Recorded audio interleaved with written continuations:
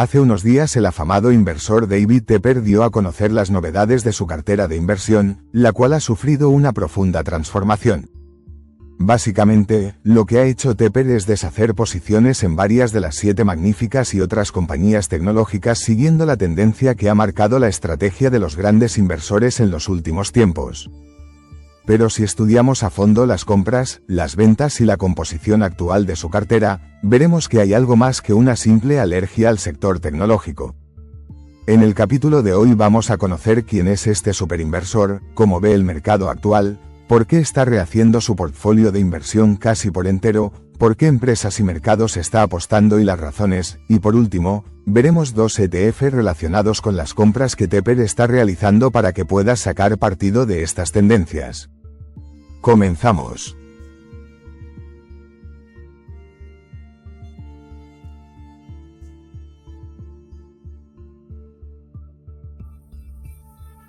David Tepper, al igual que otro superinversor habitual de este canal como Stanley Druckenmiller, nació en Pittsburgh, Pensilvania en 1957 y se graduó en economía en la universidad de su ciudad natal en 1978. Posteriormente, obtendría un MBA en la Escuela de Negocios de la Universidad de Carnegie Mellon. Tepper se convertiría con el tiempo en el principal benefactor del centro educativo, por lo que en la actualidad se le conoce como Tepper School of Business. Tras su graduación, trabajó como analista de acciones en la empresa Equibank, como asesor financiero en Republic Steel, donde conoció cómo funcionaban los bonos de empresa en problemas, y en Keystone Mutual Funds, donde, debido a la experiencia aprendida sobre bonos de alto rendimiento en su empleo anterior, le fue asignada la cartera de bonos basura, o bonos de alto rendimiento, o High Yield Bonds, en su eufemismo en inglés. En un video anterior ya hablamos de que los títulos de renta fija no están exentos de riesgo como muchas personas creen de manera errónea. Como ocurre en la renta variable, un mayor retorno va acompañado de un riesgo más elevado, como veremos ahora. Tras recibir credenciales tan notables, fue requerido por Goldman Sachs en 1985 para dirigir su portfolio de bonos de alto rendimiento. El banco de inversión dio en el clavo con Tepper, ya que el joven operador supo sacar provecho del crash de los bonos basura de octubre, siempre octubre, de 1989. Durante la década de 1980, los tipos de interés comenzaron a bajar progresivamente por la intervención del presidente de la Fed, Paul Volcker, que buscaba dinamizar la economía. Esto perjudicaba a los inversores de renta fija cuando vencían sus bonos, ya que las nuevas emisiones pagaban cada vez cupones más exiguos. Si los inversores deseaban adquirir mejores retornos, debían recurrir a la renta variable o bien comprar títulos de deuda de gobiernos, o bien bonos de corporaciones de alto riesgo crediticio. En el mercado de bonos basura todo parecía marchar viento en popa. Una rentabilidad media del 14% y una tasa de morosidad de apenas un 2% había relajado en exceso a los tenedores de deuda basura, quienes se las prometían felices. El mercado para este tipo de activos se expandió a un ritmo del 34% anual, pasando de ser un mercado de 10.000 millones en activos en 1980 a 190.000 millones en 1989. La recesión de 1989 provocó un colapso del mercado de deuda basura el viernes 13 de octubre, que terminaría causando la bancarrota de Drexel Burnham, el quinto mayor banco de inversión de Estados Unidos en aquel momento, afectado, en gran medida, por las prácticas ilegales de la leyenda del trading de bonos, Michael Milken. Como suele ocurrir en estos casos, la desconfianza se extendió con rapidez y muchos títulos de deuda colapsaron. Tepper había convertido a Goldman en el principal tenedor de bonos con problemas, pero, mediante negociaciones para llevar a cabo reformas en la estructura de la deuda, fue capaz de sacar a flote a las compañías y revender los títulos con éxito cuando estos remontaron. Tras su sonado éxito, el operador de Pittsburgh intentó por todos los medios que Goldman Sachs lo hiciera socio de la firma, pero fracasó en su empeño. Decepcionado, Tepper y un colega suyo de Goldman, Jack Walton, abandonaron el celebérrimo banco para fundar su propio hedge fund, Appaloosa Management LP. Appaloosa Management está dividido en 4 subfondos, 2 de ellos privados y 2 de ellos públicos. De los públicos, uno es el Palomino Fund, uno de los fondos más exitosos del mundo según Bloomberg. Se creó en 1995 y engloba su cartera de renta fija. El otro es Appaloosa Investment, el buque insignia del hedge fund. El valor del fondo, a finales de 2024, era de $5.000 millones, mientras que la ganancia media del fondo desde 1995 es de alrededor del 25% anualizado. Tepper y Walton comenzaron con un capital de $55 millones en 1993. En su primer año consiguieron retornos de casi un 60% y 4 años más tarde la gestora disponía de un capital total de casi $1.000 millones.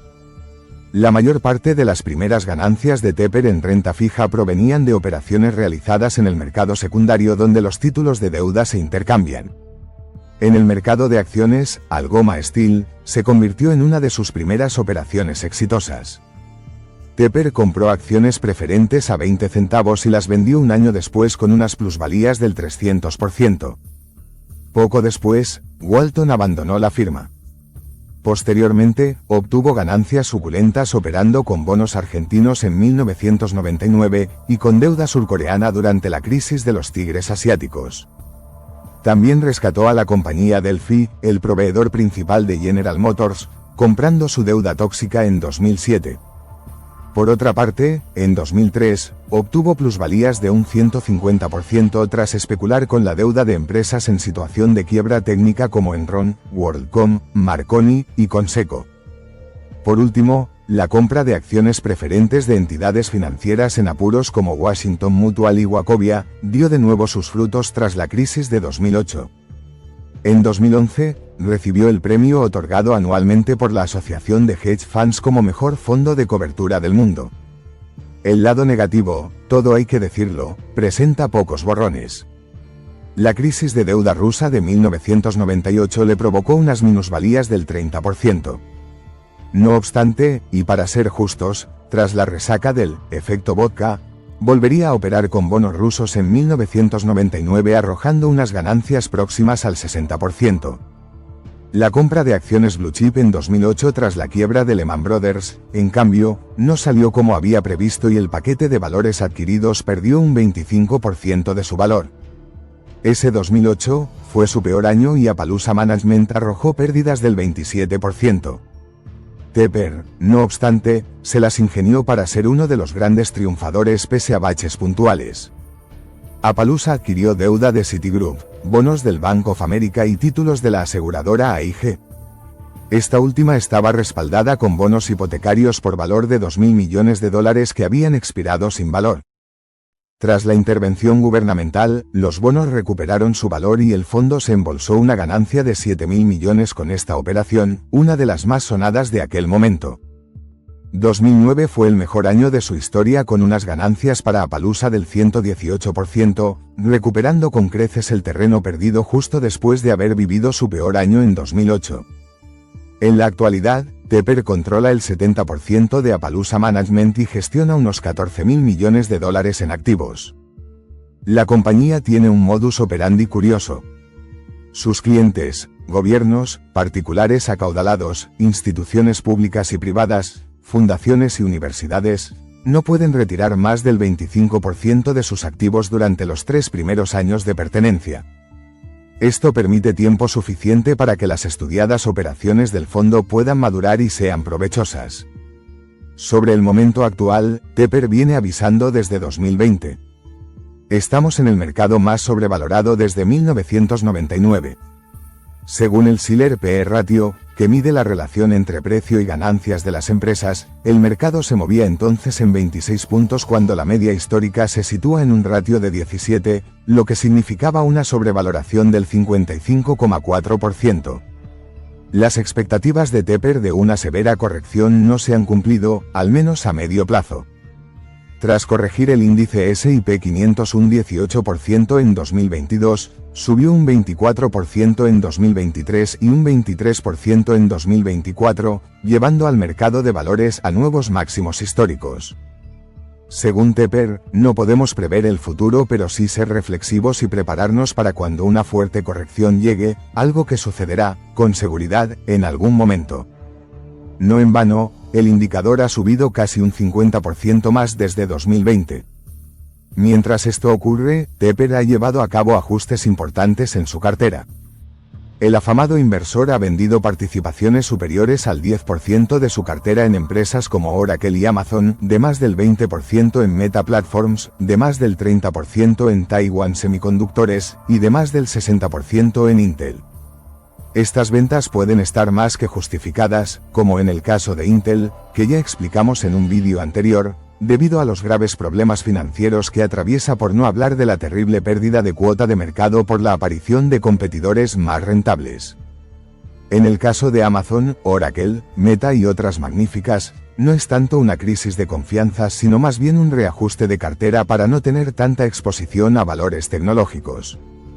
Incluso se ha permitido el lujo de añadir casi un 9% de exposición en Nvidia después de que las últimas caídas hayan significado cotizar a múltiplos algo más atractivos. Pero Tepper comienza a considerar el sector tecnológico como una industria madura con unas perspectivas de crecimiento inferiores a las que solía crecer. En el capítulo de ventas, llama poderosamente la atención cómo el inversor norteamericano se ha deshecho de importantes posiciones en el sector de la energía, así como sus ventas en el sector del entretenimiento, una industria con unas estimaciones de ingresos algo más difíciles de prever. Estas ventas han hecho espacio en la cartera de Appaloosa para dar entrada a las mejores compañías del sector retail en China, la gran apuesta de Tepper.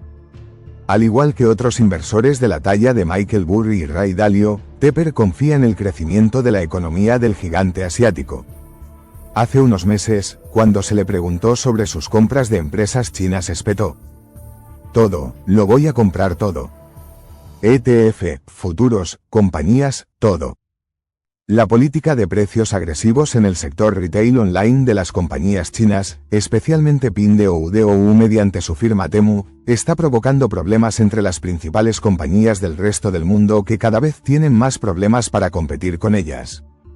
Si a esto añadimos la aparición de DeepSeek, que puede provocar un desplazamiento de la inversión en IA desde Estados Unidos a China, hace el panorama todavía más atractivo para la inversión en el país asiático. Tanto es así que Alibaba y Pinduoduo ocupan el primer y tercer puesto en la cartera de Appaloosa Management, con JD.com también en el top 10, y, algo más abajo, el buscador chino Baidu. En el sector energía, por su parte, lo que realmente ha hecho Tepper es aumentar posiciones en compañías de esta industria en las que confía plenamente como Vistra, y reducir ostensiblemente en Southwestern y Energy Transfer. La inteligencia artificial aparece de nuevo en palestra. Tepper no ha sucumbido al pánico y ha incrementado posiciones en Nvidia, consciente de la ventaja competitiva que ésta tiene en el mercado de las GPU. Y, hablando de ventaja competitiva, no existe empresa que no disponga de una mayor que ASML. El conglomerado europeo, a través de su equipo de litografía Twinescan X5200, es capaz de producir más de 200 obleas por hora, algo que ningún otro fabricante es capaz de lograr. Las obleas son un elemento imprescindible para el negocio de los semiconductores, y por ende de la inteligencia artificial. Tanto Intel, como Taiwan Semiconductores, como Nvidia, como, presumiblemente, DeepSeek, son y serán clientes del conglomerado neerlandés. Consciente de ello, Tepper ha comprado 160.000 acciones de ASML en el último trimestre. Por otro lado, se prevé que la generación de energía causada por la IA aumente un 12% en los Estados Unidos hasta 1.058 billones de kilovatios hora en 2025 y un 8% más hasta 1.138 billones en 2026, de ahí su interés por el sector energético. Vistra, la quinta compañía con más peso en la cartera de Appaloosa Management, presta servicios de electricidad y gas natural a casi 4,3 millones de clientes minoristas residenciales, comerciales e industriales, y es uno de los proveedores de electricidad residencial más competitivos del Estados Unidos y ofrece, además, más de 50 planes de energía renovable. La empresa provee a 20 estados y el Distrito de Columbia, incluidos 6 de los 7 mercados mayoristas competitivos de Estados Unidos, amén de mercados de Canadá y Japón. Vistra puede beneficiarse de su doble vertiente, ya que puede sacar partido tanto del aumento del consumo de energías fósiles para generar electricidad tanto para la IA como para otras industrias como la de los vehículos eléctricos. Si la política arancelaria que pretende llevar a cabo Trump sigue adelante, y se reactiva la demanda de coches eléctricos fabricados en Estados Unidos, la mayor demanda de energía redundará en las ventas de la compañía y del resto de empresas energéticas que Tepper tiene en cartera. En resumen, Tepper ha reconfigurado su cartera para dar cabida a empresas chinas y cumplir su palabra de copar todo el mercado del gigante asiático. Asimismo, el previsible crecimiento de la demanda energética en los próximos años puede impulsar las acciones de las compañías de esta industria.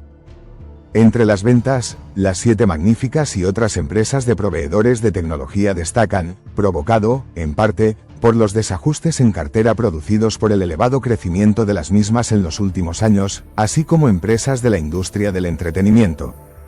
Entre los ETFs que invierten en China y que puedes considerar se encuentran ISERS MSCI China ETF MCHI. Este ETF es uno de los más grandes y líquidos que invierten en acciones chinas de gran capitalización que cotizan en Hong Kong, Shanghái y Shenzhen. 2. Xtrackers CSI 300 Swap UCITS ETF XCHA. Este fondo cotizado replica el índice CSI 300, que incluye las 300 principales acciones de China continental que cotizan en Shanghái y Shenzhen. 3. Cranes Ares CSI China Internet ETF KWEB. Este ETF es en el que invierte Tepper y se centra en empresas chinas de Internet.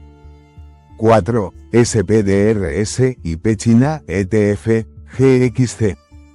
Este ETF sigue el índice SIP China, que incluye acciones de empresas chinas que cotizan en varias bolsas de valores, incluidas Hong Kong y Estados Unidos. En el sector de energía, por su parte, podemos invertir en fondos cotizados como el Energy Select Sector SPDR Fund XLE, que replica el índice Energy Select Sector, que incluye empresas de energía de gran capitalización de Estados Unidos. O el ISERS Global Clean Energy ETF ICLN. Un ETF que invierte en empresas de energías renovables de todo el mundo, como empresas de energía solar, eólica e hidroeléctrica. Es una buena opción si buscas invertir en el futuro de la energía. Invertir en conocimiento paga el mayor interés y no exige comisión a cambio. Si te ha gustado el vídeo, dale un buen like, comparte, comenta, suscríbete y recuerda activar la campana de todas las notificaciones para no perderte ninguno de nuestros contenidos.